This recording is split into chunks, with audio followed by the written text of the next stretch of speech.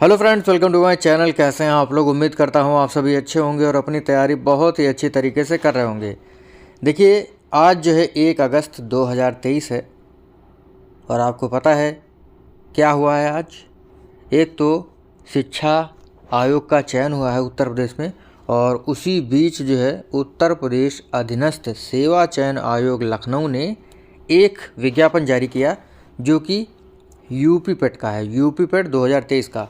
आज 1 अगस्त है और ऑनलाइन आवेदन जो है आप आज से ही कर सकते हैं, और ऑनलाइन आवेदन सबमिट करने की अंतिम तिथि 30 अगस्त है और शुल्क समायोजन एवं आवेदन में संशोधन की अंतिम तिथि 6 सितंबर है।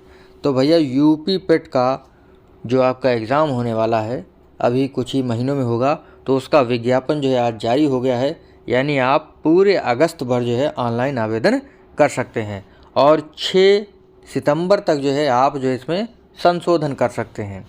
ठीक है, फाइनल सबमिट करने के बाद ही आप जो है फॉर्म में क्या कर सकते हैं, संशोधन कर सकते हैं। इस चीज़ को आप लोग ध्यान रखिएगा। इस वीडियो में हम लोग सारी चीज़ें आपको सारी चीज़ों पर बात होगी। सिलेबस क्या है, फ़ीस कितनी है, ठीक है, आयु कितनी होनी चाहिए, सारी चीज़ों पर बात होगी। तो भैया आप लोग जान चुके हैं, लेकिन विशेष कथन है, इसको पढ़ना जरूरी है। लिखा है, उपयुक्त विज्ञापन के सापेक्ष आवेदन सबमिट करने व शुल्क जमा करने की अंतिम तिथि 30 अगस्त है। इस तिथि के बाद कोई आवेदन शुल्क स्वीकार नहीं किया जाएगा। अभ्यर्थी द्वारा अपने आवेदन पत्र का प्रिंट आउट तब तक नहीं निकाला जा सकेगा जब तक कि उसके द्वारा जमा शुल्क का समायोजन बैंक द्वारा नहीं कर लिया जाता है। ठीक है, समझ गए आप लोग। अतः अभ्यर्थी द्वारा बैंक से शुल्क का समायोजन 30/8/2023 तक अथवा उसके पश्चात 7 दिवस के अंदर अर्थात 6 सितंबर तक जो है अनिवार्य रूप से कराना है। क्या ऑनलाइन आपको आवेदन करना है, ऑनलाइन ही आपकी फ़ीस कट जाएगी और जो है 24 घंटे में सारी प्रोसेसिंग हो जाती है। इसी अवधि में अभ्यर्थी द्वारा अपने आवेदन पत्र में अनुमेय विवरण को संशोधित भी किया जा सकता है। तो भैया देखिए, जब आप फाइनल सबमिट मार देंगे ना, तो आप जो है क्या कर सकते हैं, शुल्क समायोजन एवं आवेदन में संशोधन की अंतिम तिथि जो है आपकी 6 सितंबर होगी। फाइनल सबमिट करने के बाद जो है आप 6 सितंबर तक जो है इसमें संशोधन भी करा सकते हैं। ठीक है, इस चीज़ को आप लोग ध्यान रखिएगा। और आपका ऑनलाइन आवेदन होगा, जो भी आपका आवेदन होगा वो कैसा होगा, वो ऑनलाइन होगा और ऑफलाइन कुछ भी नहीं होगा। ठीक है, 1 महीना पूरे अगस्त भर जो है आप लोग क्या करेंगे, आवेदन कर सकते हैं। देखिए, एक बहुत ही इम्पॉर्टेंट सूचना है आपके लिए। इसमें लिखा हुआ है कि उल्लेखनीय है कि यूपी पेट 2022 का परिणाम जो है 25 जनवरी 2023 को जारी हुआ था। यानी 25 जनवरी को आपका 2022 का जो है क्या आया था, रिज़ल्ट आया था। ठीक है, तो 1 वर्ष तक 24 जनवरी 2024 तक जो है आपका यूपी पेट जो है 2022 मान्य होगा। आपको पता है कि जो भी यूपी पेट का एग्ज़ाम है वो 1 वर्ष के लिए मान्य है। तो जिस दिन आपका रिज़ल्ट घोषित होगा उसके 1 साल तक जो है आप क्या करेंगे, 1 साल के भीतर जितनी भी भर्तियाँ जो भी यूपी पेट के अंडर में आती हैं, 1900 ग्रेड पे या 4600 ग्रेड पे के नीचे जितनी भी भर्तियाँ आती हैं जिसमें पेट जो है अनिवार्य है, तो 1 साल के लिए जो है आप उसमें भर सकते हैं फॉर्म। 1 साल के लिए देखिए आपका यूपी पेट मान्य है।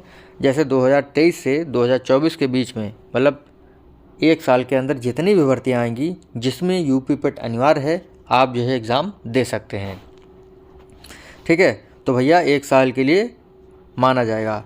अब देखिए, लिखा है दिनांक 24/1/2023 तक निर्गत किए जाएंगे उन परीक्षाओं में प्रतिभाग योग्य अभ्यर्थियों की शॉर्ट लिस्टिंग अभ्यर्थी प्रारंभिक अर्हता परीक्षा 2022 के स्कोर के आधार पर की जाएगी। वही बात है। ठीक है, तो भैया देखिए 2023 का जो है एग्ज़ाम होगा और जब भी रिज़ल्ट आपका जारी होगा तो उसी हिसाब से जो है 1 साल के लिए माना जाएगा। ठीक है, देखिए यूपी पेट के अंतर्गत कौन कौन से पद आते हैं। देखिए, एक तो आपका 1900 ग्रेड पे वाला होता है। ठीक है, लिखा है, इसके आगे लिखा है इससे अधिक किंतु वेतन बैंड 9300 से 34,800 ग्रेड पे 4600 से कम के सीधी भर्ती के समस्त पद अधीनस्थ सेवा चयन आयोग की परिधि में विनिर्दिष्ट किए गए हैं। मतलब ये जो है आपका 4600 ग्रेड पे के नीचे जितने पद हैं जिसमें यूपी पेट अनिवार्य है सभी में लागू होगा। समूह गा के पदों के लिए जो है अनिवार्य रूप से लागू होगा। ठीक है, देखिए यहाँ पे ये भी लिखा हुआ है, इस अधिनियम के उपबंध समूह खा से निम्न समूह गा के, ठीक है, तो गा जो वर्ग है इसके लिए यूपी पेट माना जाएगा, मतलब अनिवार्य है। आप लोग इस चीज़ को ध्यान रखिएगा। देखिए आवेदन पत्र भरने की प्रक्रिया आप सभी को पता है कैसे भरा जाता है। आवेदन पत्र आप लोगों ने बहुत सारे भरे होंगे। बाकी देखिए इसमें आपको क्या ध्यान रखना है। देखिए अभ्यर्थी आवेदन पत्र भरने के लिए उपयुक्त वर्णित समस्त प्रक्रिया एक बार में ही पूर्ण कर सकते हैं।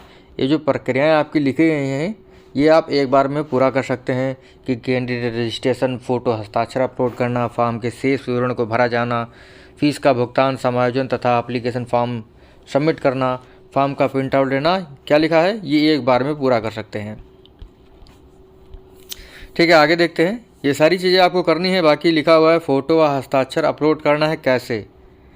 लिखा है चेहरे की छवि जो है स्पष्ट दिखनी चाहिए, चेहरे पर अत्यधिक चमक या छाया नहीं होनी चाहिए, ठुड्डी से शिखर तक साफ दिखता हो, यानी पूरा चेहरा साफ दिखता हो, ये नहीं जो है उल्टा सीधा फ़ोटो लगा दें, काली फ़ोटो लगा दें। चेहरे के दोनों किनारे साफ दिखते हों, यानी दोनों कान साफ दिखते हो। चश्मा पहनने की स्थिति में साफ आंखें दिखनी चाहिए, शीशा रंगीन नहीं होना चाहिए, कैमरे पर सीधी नज़र हो, अभिव्यक्ति तटस्थ हो। ठीक है, सफ़ेद या हल्के ग्रे रंग की सादी पृष्ठभूमि आवश्यक हो। फ़ोटो का आकार 3.5 से 4.5 सेंटीमीटर का होना चाहिए, जिसमें फ़ोटो का लगभग 70% भाग चेहरे से आच्छादित हो। फ़ोटो 6 महीने के भीतर का हो। ठीक है, उसके बाद देखिए क्या लिखा हुआ है। अभ्यर्थी का रंगीन फ़ोटो उपयुक्त निर्धारित मानक के अनुसार होना चाहिए, जिसकी फाइल का आकार लगभग 50 KB का होना चाहिए। ठीक है, इसको आप लोग ध्यान रखिएगा। और अभ्यर्थी अपना रंगीन फ़ोटो JPG या JPG प्रारूप में स्कैन कर अपलोड कर सकते हैं। अभ्यर्थी का हस्ताक्षर कैसा होना चाहिए, हिंदी अंग्रेजी में निर्धारित 3.5 से 1.5 सेंटीमीटर लंबा होना चाहिए, 3.5 सेंटीमीटर चौड़ा, ठीक है, और 1.5 सेंटीमीटर लंबा, इस प्रकार से होना चाहिए। और 30 KB में जो है आप जो है इसे अपलोड कर सकते हैं। यह भी स्पष्ट किया जा सकता है कि अंग्रेजी भाषा के कैपिटल लेटर में हस्ताक्षर अमान्य होगा। ठीक है, कैपिटल लेटर में जो है आपका हस्ताक्षर अमान्य होगा। अभ्यर्थी अपने हस्ताक्षर के नीचे स्वयं की हस्तलिखित में हिंदी में अपना नाम अवश्य लिखें। ठीक है, ये बहुत ही महत्वपूर्ण चीज़ है। अगला है शेष विवरण भरा जाना। बाकी आप चीज़ें तो भर ही लेंगे और फाइनल सबमिट मारना है आपको। उसके बाद लिखा हुआ है फीस का भुगतान, समायोजन एवं एप्लीकेशन फॉर्म सबमिट करना, ये तो आप सभी लोग कर ही लेंगे। उसके बाद जो है सबसे महत्वपूर्ण आता है आवेदन शुल्क, कि शुल्क कितना है। देखिए जनरल वर्ग के लिए, अनारक्षित वर्ग के लिए, सामान्य वर्ग के लिए लिखा है आवेदन शुल्क 160 है और ऑनलाइन प्रक्रिया शुल्क 25 रुपये है, तो 185 रुपये। OBC के लिए भी 185 रुपये, अनुसूचित जाति के लिए 95 रुपये और अनुसूचित जनजाति के लिए 95 रुपये, और दिव्यांग जन हेतु केवल 25 रुपये फीस होगी। यानी ये ऑनलाइन जो रजिस्ट्रेशन शुल्क है उतना ही इनको देना पड़ेगा। उसके बाद आगे लिखा है स्वतंत्रता संग्राम सेनानी के आश्रित भूतपूर्व सैनिकों, कुशल खिलाड़ियों एवं महिला अभ्यर्थियों द्वारा क्रमांक 1 से 4 तक उल्लिखित जो भी श्रेणी है उसी के अनुसार शुल्क देना होगा। ठीक है, इस चीज़ को आप लोग ध्यान रखिएगा। मतलब फीस में कोई भी आपको कंसेशन नहीं दिया गया। जो भी आपके भूतपूर्व सैनिक हैं, कुशल खिलाड़ी हैं, महिला अभ्यर्थी हैं, उनको जो है इसी हिसाब से पेमेंट करना पड़ेगा। लिखा है अभ्यर्थी अपनी श्रेणी के अनुसार निर्धारित शुल्क का भुगतान करेंगे। ठीक है, उसके बाद लिखा आवेदन पत्र में संशोधन। तो आवेदन पत्र में संशोधन, इस विज्ञापन में उल्लिखित संशोधन की अंतिम तिथि 6 सितंबर तक ही अनुमन्य है। उक्त तिथि के उपरांत आवेदन पत्र में संशोधन किया जाना संभव नहीं है। इस संबंध में त्रुटि सुधार संशोधन हेतु कोई प्रत्यावेदन स्वीकार नहीं किया जाएगा। तो भैया आप लोग जो है ऑनलाइन संशोधन 6 सितंबर तक ही कर सकते हैं। अर्हता जो है इसके लिए मतलब क्या है, तो शैक्षिक अर्हता भैया इसके लिए कक्षा 10 है, हाई स्कूल।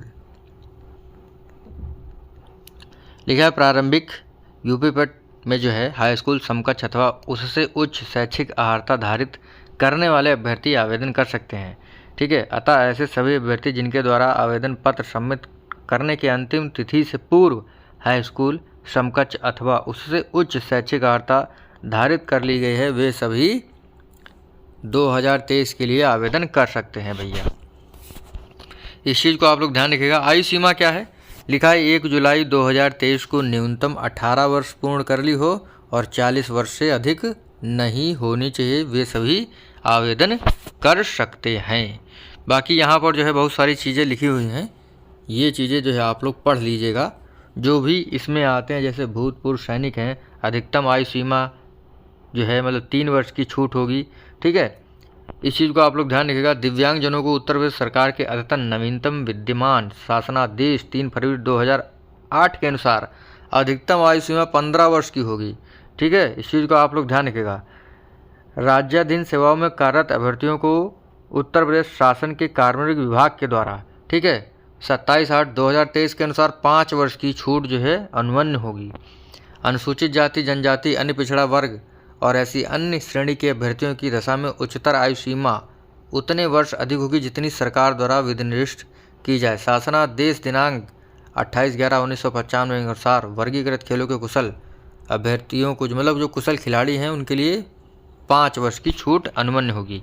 यानी 18 से 40 वर्ष की आपकी आयु होगी, तभी आप जो है एग्ज़ाम दे सकते हैं। उसके बाद जो है इसमें लिखा है परीक्षा योजना एवं पाठ्यक्रम। तो लिखा है प्रारंभिक परीक्षा 2023 की लिखित परीक्षा की योजना जो है वो अभी आपको आगे समझ में आएगी।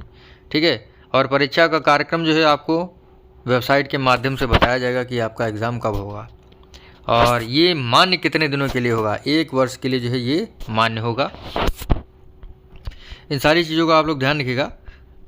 और सिलेबस क्या है उस पर बात कर लेते हैं। बहुत ही आसान सिलेबस है, अगर आप अच्छे से तैयारी करेंगे तो जो है एकदम पेपर जो है आसानी से निकल जाएगा। अगर बात करें इतिहास की तो 10 नंबर का इतिहास जो है पूछा जाएगा, भारतीय इतिहास। इसमें सिंधु घाटी सभ्यता, वैदिक संस्कृति, बौद्ध धर्म, जैन धर्म, मौर्य वंश, गुप्त वंश, हर्षवर्धन, राजपूत काल, सल्तनत काल, मुगल काल, मराठा और जो अंग्रेज हैं ब्रिटिश शासन उसके बारे में। तो इससे जो है 5 नंबर पूछा जाएगा।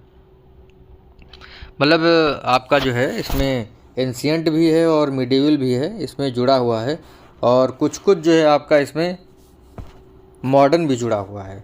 तो भैया ये 5 नंबर में आ जाएगा। और उसके बाद जो है आपका स्वतंत्रता संग्राम जो है ये भी 5 नंबर में आएगा। यानी टोटल 10 नंबर का हिस्ट्री पूछा जाएगा, 5 नंबर का आपका जो है भूगोल पूछा जाएगा। और बहुत ही आसान से प्रश्न आते हैं। इसमें लिखा है भारत एवं विश्व का भौगोलिक जो है भौतिक भूगोल जो है उसके बारे में, जैसे नदियां हैं, नदियों की घाटियां हैं, भूजल संसाधन है, पर्वत हिमानी पहाड़ हैं, मरुस्थल है, शुष्क क्षेत्र हैं, वन है, खनिज संसाधन है। विशेषकर भारत में खनिज संसाधन, देखिए जब आप सिलेबस देखेंगे अच्छे से तभी आप जो समझ पाएंगे कि हमें पढ़ना क्या है। बिना सिलेबस देखे आप अगर पढ़ने लगेंगे तो आपका टाइम जो है वो बहुत ही ज़ाया हो जाएगा। तो सिलेबस देखें। देखिए खनिज संसाधन जो है आपको भारत वाले पढ़ने हैं। भारत एवं विश्व की राजनीतिक भूगोल, जलवायु, मौसम, टाइम जोन, जनसांख्यिकी, परिवर्तन एवं प्रवास। ठीक है, तो ये आपका हो जाता है। बाकी उसके बाद जो है आपका भारतीय अर्थव्यवस्था 5 नंबर की आएगी। ये योजना आयोग, पंचवर्षीय योजनाएं जो पूछी जाती हैं, हरित क्रांति, दुग्ध क्रांति, बैंकों का राष्ट्रीयकरण। उसके बाद वर्ष 1991 में आर्थिक सुधार एवं उसके बाद की अर्थव्यवस्था, 2014 के पश्चात कृषि सुधार, ढांचागत सुधार, श्रम सुधार, आर्थिक सुधार और जीएसटी के बारे में पूछा जाएगा। और उसके बाद आपका संविधान आ जाता है। संविधान तो बहुत ही, यानी जो आपका कॉन्स्टिट्यूशन है बहुत ही आसान होता है। आप जो इसे पढ़ेंगे आराम से तो एकदम अच्छे से कर सकते हैं। 5 नंबर का ये आएगा। इसमें बहुत सारी चीज़ें हैं। संविधान की विशेषताएं, नीति निर्देशक, मौलिक कर्तव्य, मौलिक अधिकार, संसदीय प्रणाली और संघीय प्रणाली, संघ एवं केंद्र शासित प्रदेश, केंद्र राज्य संबंध, न्यायिक ढांचा, सर्वोच्च न्यायालय, उच्च न्यायालय, जिला प्रशासन, स्थानीय निकाय, पंचायती राज व्यवस्थाएं मतलब संस्थाएं। उसके बाद सामान्य विज्ञान है आपका 5 नंबर में, भौतिक विज्ञान, रसायन विज्ञान, जीव विज्ञान। और गणित में पूछा जाएगा पूर्ण संख्या, भिन्न एवं दशमलव, प्रतिशतता, अंकगणितीय समीकरण, वर्गमूल, घातांक, घात, औसत, ये सारी चीज़ें 5 नंबर में आपका गणित भी आएगा। 5 नंबर का आपका हिंदी आएगा, संधि विलोम पर्यायवाची वाक्यांशों के लिए एक शब्द, लिंग और ये सारी चीज़ें, मुहावरे, लोकोक्ति और लेखक की रचना है, गद्य एवं पद। सामान्य अंग्रेजी में 5 नंबर का अंग्रेजी व्याकरण आएगा, जो भी आपको पूछा जाता है, नाउन प्रोनाउन और यही सारी चीज़ें, और अपठित गद्यांश होगा, और तर्क एवं शक्ति मतलब रीजनिंग आएगी 5 नंबर की। ये तो आप देख सकते हैं बहुत ही आसान है। समसामयिक जो है यानी करंट अफेयर 10 नंबर का आएगा। सामान्य जागरूकता, ये भी कहिए जो है जनरल अवेयरनेस जो है बहुत ही महत्वपूर्ण है, जैसे भारत के पड़ोसी देश, राजधानी मुद्रा, भारत के राज्य, केंद्र शासित प्रदेश, संसद, राज्य, लोकसभा, विधानसभा, और पर्यटन, कला, संस्कृत, विश्व का खेल, भारतीय अनुसंधान संगठन, प्रसिद्ध पुस्तकें, ये सारी चीज़ें पूछी जाएंगी। पुरस्कार विजेता, जलवायु परिवर्तन। उसके बाद अपठित हिंदी गद्यांश का विवेचन 2 मिलेंगे 10। ग्राफ की व्याख्या विश्लेषण 10 नंबर का। तालिका की व्याख्या विश्लेषण 2 तालिकाएं 10। प्रत्येक में 5-5 प्रश्न होंगे, 2-2 नंबर के होंगे। वो तो भैया बहुत ही आसान है। अगर यूपी पेट का एग्ज़ाम आपको क्वालिफाई करना है तो थोड़ा सा ध्यान दें और अच्छे से पढ़ें। और जैसे आपका भूगोल है, इतिहास है, ये सारी चीज़ें हैं, अगर आप ल्यूसेंट से पढ़ते हो तो काम चल जाएगा। यूपी पेट में इतना टफ नहीं पूछा जाता है। बाकी करंट अफेयर के लिए जो है आप थोड़ा बहुत पढ़ें।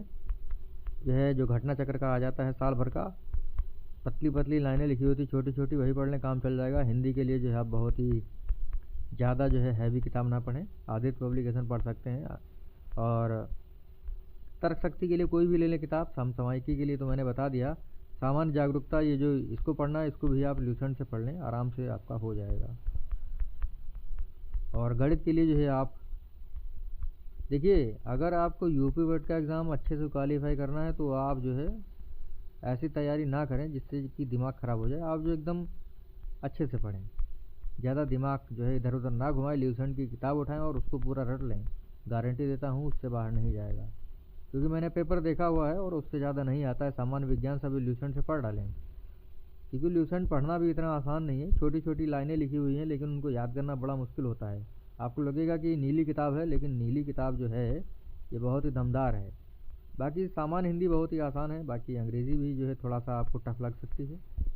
रीजनिंग भी 5 नंबर का है, इसमें डिकोडिंग जो है काफ़ी आता है, और समूह से भिन्न को अलग करना। समसामयिकी तो आसान है, आप जो है मैंने बताया करंट अफेयर जो है घटना चक्र का पढ़ सकते हैं, या आपको जो भी अच्छा लगे। सामान्य जागरूकता जो है आप जो है किससे पढ़ें, ल्यूसेंट से पढ़ लें। तो यही है भैया। बाकी देखिए, सबसे आखिरी पॉइंट लिखा है, प्रत्येक गलत उत्तर पर 1/4 अंक की कटौती हो जाएगी, समझे। तो आप जो है निगेटिव मार्किंग का ध्यान रखिएगा। ये नहीं 100 में 100 क्वेश्चन करके आए और नंबर आगे 0, तो ऐसा नहीं करना है आपको, ठीक है। स्तर देखिए क्या लिखा है, क्रमांक 1 से 9 तक अंकित शैक्षणिक विषयों से संबंधित प्रश्नों की कठिनाई का स्तर, डिफ़िकल्टी लेवल जो है NCERT द्वारा निर्धारित सेकेंडरी और सीनियर सेकेंडरी स्तर का होगा। यानी ज़्यादा कठिन नहीं होगा, हाई स्कूल तक का होगा, ज़्यादा से ज़्यादा इंटर तक का हो जाएगा, ठीक है। क्योंकि कभी कभी ऐसा होता है, जो एग्ज़ामिनर होता है भूल जाता है कि प्रश्न जो है कहाँ से, मतलब कितना डिफ़िकल्टी लेवल है। तो भैया ज़्यादा जो है कठिन नहीं आता है पेपर। और प्रत्येक गलत उत्तर के लिए आपको 1/4 जो है आपका नंबर क्या होगा, काट लिया जाएगा। तो भैया ध्यान से करना है पेपर। बाकी मैंने आपको बता दिया है आपको कहाँ से पढ़ना है। बाकी चैनल पर जो है काफ़ी सारे वीडियोस पड़े हुए हैं हिंदी के, और जो आपका जीके है, भूगोल है, संविधान है, सभी के पड़े हैं। अगर आप देखना चाहें तो उनका सबका लिंक दे दूँगा, आप देख सकते हैं। तो मिलेंगे आपसे अगले वीडियो में। बस छोटा सा वीडियो था ये। Thank you.